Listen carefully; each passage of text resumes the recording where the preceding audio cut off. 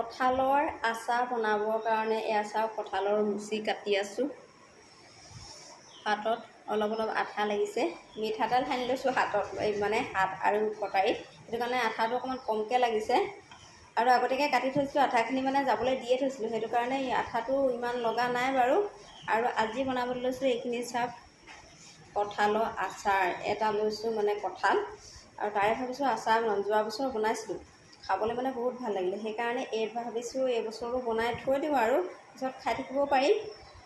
আৰু ভিডিঅ'টো বাৰু দিম, আপোনালোকলৈ আগবঢ়াম। কোনে কি কৰি আছে কমেণ্ট কৰিব। ভাবিলোঁ আপোনালোককো দেখুৱাওঁ অকণমান কি কৰি আছোঁ। এতিয়া ভাত পানী বনাই কৰি হৈ গ'ল, ভাত খোৱা নাই, ৰাতিপুৱা যিহেতু চাহৰ লগত ৰুটি খালোঁ। আৰু এতিয়া সেইকাৰণে ভাবিছোঁ এইখিনি